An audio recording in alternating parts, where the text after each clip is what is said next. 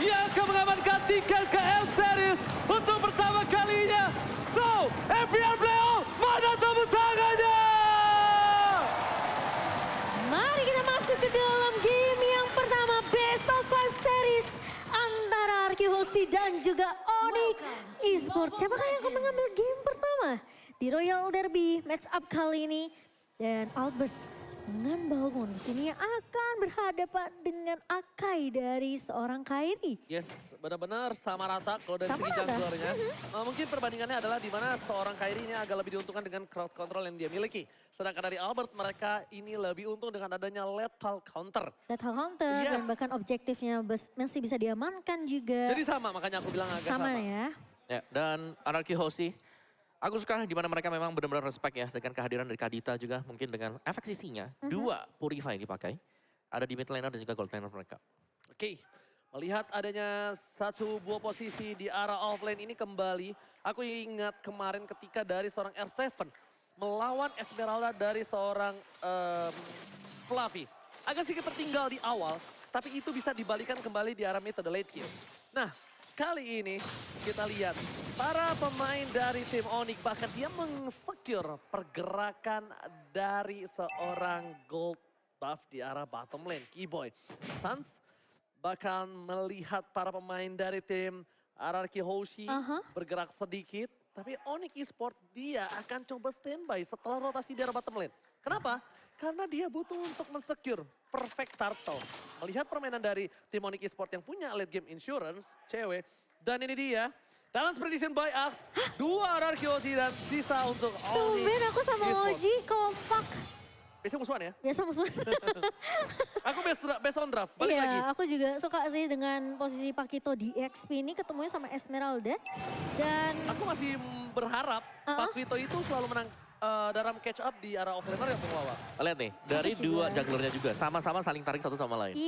Karena Karena mereka tahu power mereka adalah bermain dengan objektif. Betul. Jadi mau gak mau harus nungguin teman-teman yang lain juga. harus nunggu Ini backup dia. ya. Kita lihat akan ada duel Dragon Talent keluarga, tapi lihat di sisi sebaliknya Finn berhasil mendapatkan satu buah Namanan Blast, tapi Retribution dari seorang Kairi berhasil menutup satu buah turtle. Wow. R7 gak boleh tumbang. R7 kalau tumbang ini bahaya. Kenapa? Pertama dapat objektif, seorang Boots bakal lebih kaya, dapetin wavingnya lagi, dan platingan dari seorang Boots akan lebih lancar. Dan Boots tadi tuh pintar banget. Dia falling Starmon ke belakang ke arah dua pemain dari Araki Hoshi. Dia mau coba untuk ngebantu Albert sehingga nggak ada backup. Tapi kali ini di area bawahnya Skylar. Sudah memberikan block damage kali ini dibantu oleh seorang Finn dan bahkan tanaman memorinya tidak mampu untuk memberikan damage yang begitu besar ke arah seorang cewek. Menurut aku agak sedikit terlalu terburu-buru Skylar kali ini mencoba untuk menghentikan drop wave. Keyboy dibalaskan kembali. Tapi Keyboy kali ini udah mulai harus mundur nama blast. Dan ternyata 300 IQ dari Keyboy. Dia tenang banget. Dia nggak buru-buru untuk kabur ke arah belakang dengan Petrify-nya. Tapi dia pakai Breath of Ocean tadi. Iya, di cancel langsung Numian Blast-nya itu dia. Yang ditunggu-tunggu juga oleh Onyx. Di mana ini Numian Blast-nya sekali di cancel. Berarti akan ada pengancelan berkali-kali nantinya. Oke, dan nampaknya dari seorang R7 agak sedikit meninggalkan untuk head to head dengan Esmeralda. Dibandingkan harus sekarat lagi pun. Jadi dia memilih untuk mirroring aja. Ya, tapi dari sisi levelnya juga Kairi agak unggul ya dibandingkan dengan Albert. Karena dia Akai juga. Tapi kali ini lihat udah dibuka satu buah heavy spin connect ke arah satu pemain. Itu dia Finn yang tidak dikasih kesempatan untuk diselamatkan dan di cover oleh pemain-pemain dari Arki Hoshi. Dan first blood jatuh ke tangan Onyx Esports. Ini dia ketika kalkulasinya terhadap seorang Lolita tidak terlalu keras tanpa ada shieldnya. Dan lihat, kalau kalian sadar itu penggunaan skill yang benar-benar si Sans nungguin sampai heavy spin dari Kairi Selesai. itu mau selesai. Iya. Jangan selesai, karena kalau selesai dia bisa flicker. Betul. Jadi dia mau selesai, abis itu dia langsung the Wild Dragon dan dia bottom lane. Oh no. Dari seorang Skylar Purify telah digunakan, tapi nampaknya membuat seorang Skylar ditumpahkan. Turtle kali ini harus Albert selamatkan, kalau tidak Ararki Hoshi ketinggalan gold yang sangat jauh. The Wild Dragon, Clay sedikit membuat seorang Sunset pelanggan di depan bersama dengan satu mobil karena pakaian saya masih melebih. Falling Starmon mencoba untuk menutup pergerakan dari tim Onyx Esports. Tapi nampaknya Albert lethal counter dari Kairi yang Kate mencoba mengamankan satu retribusi dan senjata terreset. Oh no. sayang, seribu sayang. Coba dicobakan, 16 sudah dikeluarkan. Dan para pemain dari tim Onyx Esports memilih untuk mencoba menyelesaikan dengan satu buah team fight. Oh, tapi ternyata turunnya berhasil diamankan oleh Albert. Dan kali ini Onyx Esports mereka nggak mau terlalu overextend. Reset akan dilakukan begitu saja. Dan kembali ke lininya masing-masing kali ini. Penculikan dari seorang cewek tadi berhasil untuk menumbangkan satu pemain yaitu R7. Yes, dan kalau bisa kita bilang miskalkulasi dari seorang Kairi. Again, Kairi adu retribution. Nampaknya berhasil dengan Kairi karena mungkin dari Albert juga masih cooldown. Dan itemnya omong. Ya, terlalu cepat tadi ya buat retribution ya. Dan dari Akai akan menuju ke Guardian Helm. Dari Balmonnya masih defense sih. Belum kelihatan bakal mengarah kemana juga. Ada Silence Rob di sana. Athena Shield mungkin. Athena Shield Benar. terlebih dahulu kali Biar ya. Karena ada Kadita. Iya, karena ada Kadita. Dan satu hal yang kalau misalnya aku lihat di sini ya.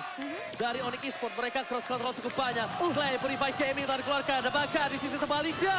Ramweb, Petrify Ramweb. Kairi dapetin pin. 2 poin kill dari bottom lane. Dan bahkan Skylar gak bisa masuk lebih dalam. Breakdown. Ini virus patient telah dikeluarkan. Membuat para pemain dari tim Onyx lebih unggul kembali. Lihat dua posisi jungle dan juga bahkan boost di arah bottom lane dijaga. Gold lane-nya menang jauh dengan 6 poin yang diamankan. Bahkan dengan satu turret di area bawah yang dipecahkan oleh cewek. Lihat zoningan yang dilakukan oleh Onyx Esports. Begitu luar biasa. Numpangin satu pemain, dapatin satu kesempatan lagi untuk menumbangkan tambahan. Satu pemain dari Arkihosi langsung dilakukan dan bahkan gak dikasih kesempatan sama sekali dari Skylar untuk membackup. Oke, gimana caranya Onyx Esports kali ini mereka memegang snowballing mereka sampai late game. Karena kalau di late game, di mid to late game dilepas ini agak cukup berbahaya untuk seorang Arkihosi yang memiliki Skylar, memiliki Clay, bahkan R7 sekalipun. Kalau menurut aku pribadi, gimana caranya ya? R7 ini juga memiliki damage pun, gak hanya defensif aja. Karena ada cewek ya nanti buat di late game-nya. Onyx counter strike sudah selesai untuk cewek sendiri. Dari Boots, dari R7 masih saling potong minion satu sama lain juga. Dan yang menjadi penentu ini sebenarnya adalah objektif turtle. Ya. Berulang kali tim fight terjadi di sini. Dan siapapun yang dapetin, ini selalu bisa unggul 2000 gold langsung. Oke. Tapi Stan coba untuk mengenal duel Draken.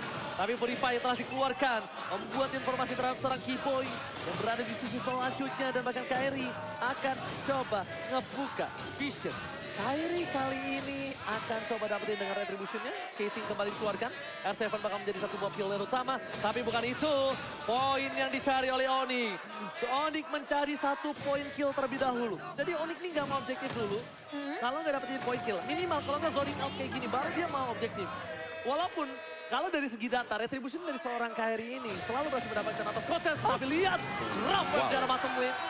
Again, tertutup untuk seorang R7. Gila, ini Kaditanya benar-benar perlu direspek sih sama Arkihosi. 2 kali R7 dan bahkan tadi dari Vin ya, berhasil untuk ditumbangkan begitu. Clay kalau nggak salah, tumbang di area bawah.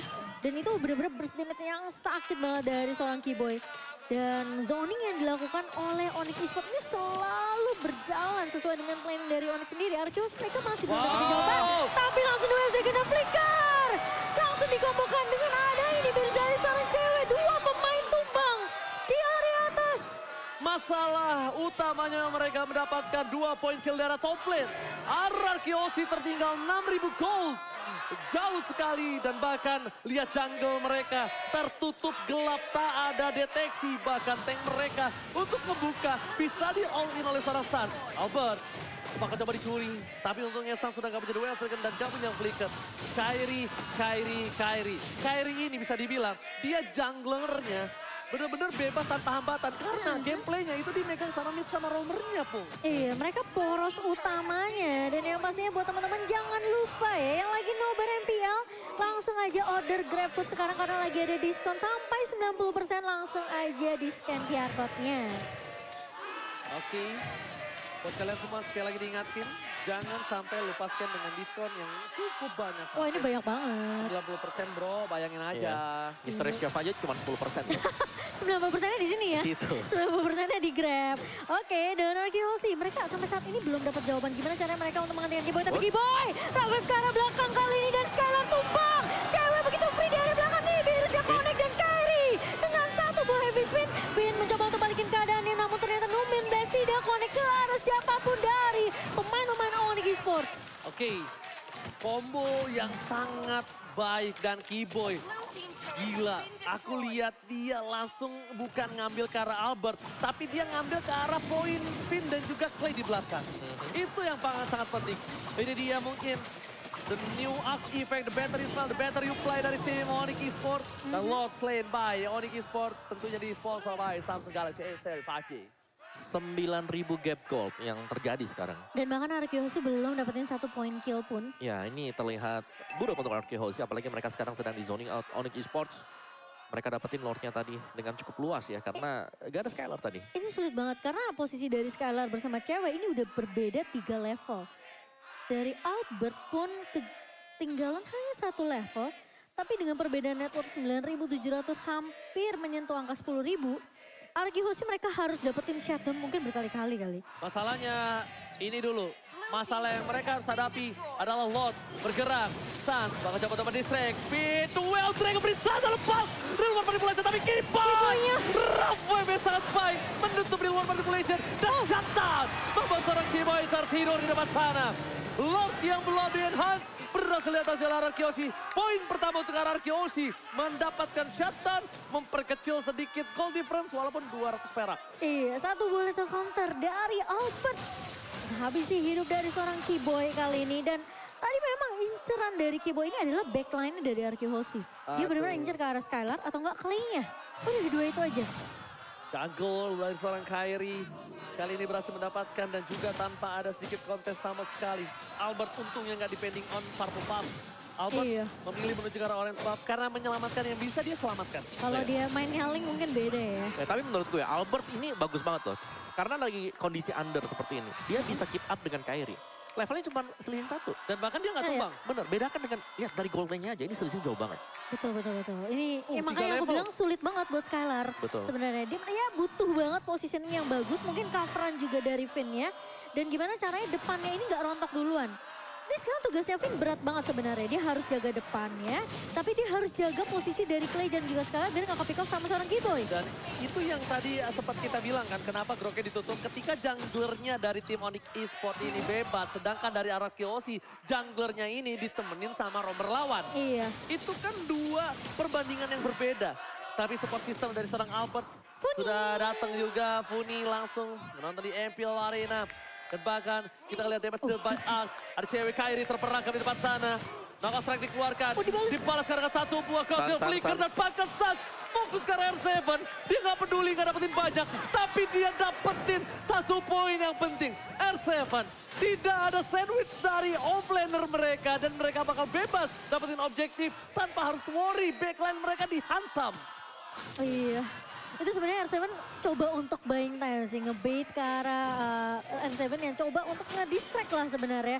Tapi terlalu cepat tumbangnya dari R7 karena damage dari cewek ini udah terlalu sakit. Ya. Ini harusnya nggak dikontes, Pung. Ya, Ini bahaya banget menurut aku. Ya karena dengan tumbangnya R7 tadi 10 detik waktu yang dibutuhkan untuk respon. Dan ketika ada respon juga itu masih ada lagi distance, masih ada jarak yang harus dilakukan untuk menuju ke sana. Dan begitu sampai nggak bakal support. Jadi bakal dilepaskan oleh Arkehosi. Mereka akan defense dan ini dia. Kita harus menunggu sekarang seberapa sabar Arkehosi untuk bisa keluar dari situasi ini. Dan Arkehosi itu tipikal satu tim yang selalu mau sabar aja mainnya. Coba dapetin momentum. Enak lo nyender mulu. Aduh. Nyender mulu. Enak lo. Aduh. Plus gold banyak. UBS gold nih ya. Kalau goldnya banyak ya kan. Siapa tahu bisa punya ayang. Kayak cewek ya. Sekarang yang paling atas. Ditambah dengan ini 3 pemain semua dari Onyx. Iya. Nyender terus, bye. Wah, emang dunia milik berdua, yang lain ngontrak. Aduh, makanya Ji punya pacar. Oke, tapi kita bakal back to the lane of zone.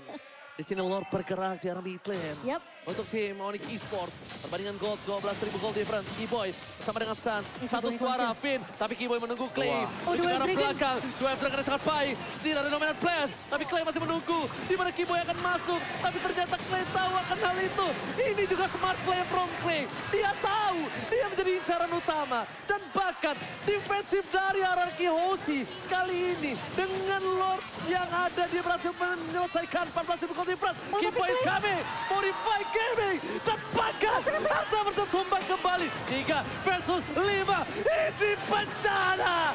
Onyx Esports bakal fokus ke arah base-nya. Dan Onyx berhasil mengamankan game yang pertama. Terlalu mendominasi dari Onyx Onyx Esports berhasil mengamankan game Dominasi. yang pertama yang bisa kita bilang ini benar-benar one sided sih aku bisa bilang. Karena